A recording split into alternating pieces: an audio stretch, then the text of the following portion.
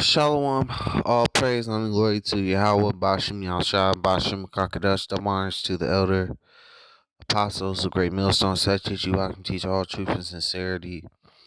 Um, I'm gonna read Isaiah 58 verse 1. It says, "Cry aloud, spare not, lift up thy voice like a trumpet, and show my people their transgression, and the house of Jacob their sins." And the reason why I'm, even reading this precept is because our people, the so-called Negroes, Latinos, Native Americans, they, 2/3 of our people call this, the prophets coming out there on highways and byways. Um, they call us, you know, uh, they call us saying that we're bringing out hate speech instead of, bringing out, um, what's the word? Like it says in Isaiah 60, I believe it's 61. It says, um, let me, because I keep. It says, it says this is Isaiah 61 verse 1. It says, "The spirit of Yahweh power is upon me, because Yahweh has appointed me to preach good tidings unto the meek." So we're coming out there, like I read in Isaiah 58 verse 1. "Cry aloud, spare not, lift thy voice like a trumpet, and show thy people their transgressions." We're coming out here, the prophets are out here week in and week out, doing what, Isaiah 58 verse 1 says.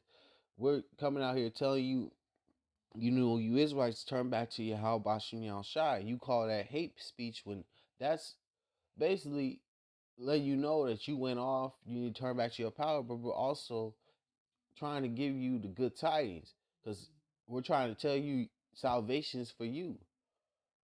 This wonderful, good news is for you. Not just, it's not just to come out here and curse you out and, go off on you. No, you know that's why, our people, they love to hear the smooth things. They rather be prophesied deceit than be told the truth, because because the truth, actually hurts.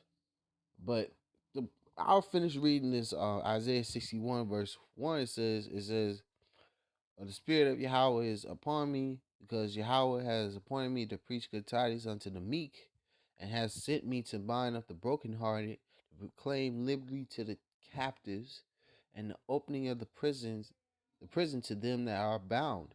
So you can, we're telling you the good tidings, proclaiming the liberty, because Yahweh Bashem Yahshua is soon going to deliver his nation out of this out of captivity. You know, um, he's going to break us out of these chains. Especially the elect of the nation of Israel. He's going to deliver them into the chariots. And 2/3 of you are going to have to die. That is written. But you're going to come back in the kingdom. You know, um, but I'm gonna read a few scriptures. Read a few scriptures that came to mind. This is I'm gonna read Amos, because I'll read Isaiah first. It's Isaiah 29 verse 21. It's Isaiah 29 verse 21. It says, "That make a man an offender for a word, and lay a snare for him that reproveth in the gate, and turn aside the just for a thing of naught." Because they make a man of the Lord, what's the word? They offend. They they get mad at him for telling them the truth. Like it says in Galatians 4:16, Amos, which I'm gonna get those, but the point is they rather continue in their wickedness than hear the truth. They rather offend and mock and go against the man of the Lord, and like it says in Hosea 4:4, it says that our nation strives with the priests. They don't want to hear this reproof. They don't want to hear, like it says in Proverbs chapter 1. If you don't want to hear the reproof, the Most High is gonna laugh when your calamity comes. He's gonna mock when your fear cometh. You know. But I'm gonna get those scriptures, Salaki, for quoting so much. But this is Amos 5:10. It says, "They hate him that rebuketh in the gate, and they abhor him that speak uprightly." They rather hear a man that has a clean suit, you know, a bald face. He looks all fresh and clean. They rather hear him than hear the poor man's wisdom and knowledge and understanding. The poor man, the homeless man, if an ox looks not so desirable to the eyes, you know, they rather not hear nobody that looks like them telling them the complete truth out the scriptures. They rather hear Esau telling them the truth out the scriptures. They rather hear anybody else besides the prophets telling them the truth out the scriptures. Besides somebody looking like them telling them the truth out the scriptures. Um, but I'm gonna read Galatians 4 verse 16. I mean, Galatians 4 verse 16 says, Am I therefore become your enemy because I tell you the truth? Because these people, um, I believe in the Gospels it said there were in certain individuals that plotted against the prophets, um, that and our people, the blood of the prophets is on their hands. Um, there was a scripture that said, Israel that killed the prophets. Um, um, because our nation, they're gonna soon start to kill us. They're gonna give us up to our enemies. We're soon gonna be brought before magistrates and kings. We're gonna have to what's the word? Um, lay it out on the table before these people, because at that time it's you know basically the latter end. But the point is, like, these people look at us as their enemy for telling them the truth, and they're going to soon make it be known, because they don't. Well, they already make it known now, but they really gonna show their true colors against us, because we're telling them the exact truth, and they can't deny it.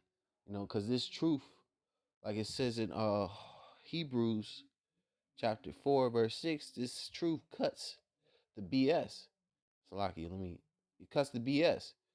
This is Hebrews 4 and 6. For the word of Yahweh is quick and powerful, Salaki, and sharper than any two-edged sword, piercing even to the dividing asunder of soul and spirit, and of the joint and marrow, and is a discerner of the thoughts and intents of the heart.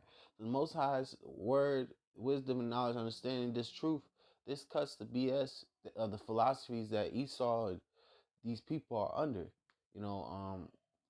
It cuts all the BS, and it wakes them out of that Stockholm syndrome. And if a person mocks, scoffs, they don't want to be woken up out of it, and they get mad at the person that wakes them up out of it.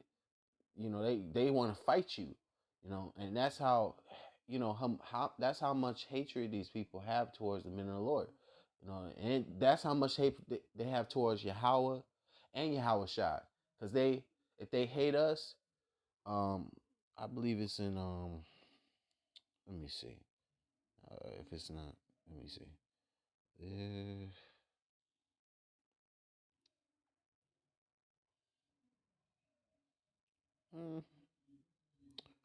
uh, Slocky.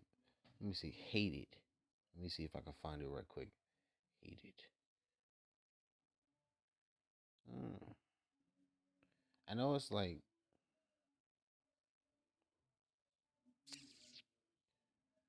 uh,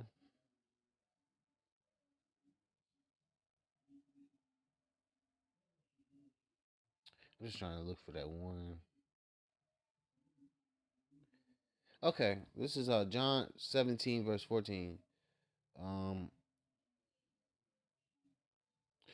I have given them thy word, and the world has hated them because they are now of the world, even as I am now of the world. Because this wicked world hates us, but it also hates Yahweh Shai and Yahweh. Because if you hate the men of the Lord, you hate Yahweh Shai and Yahweh. Because these words are not our words; it's all the words of the Lord.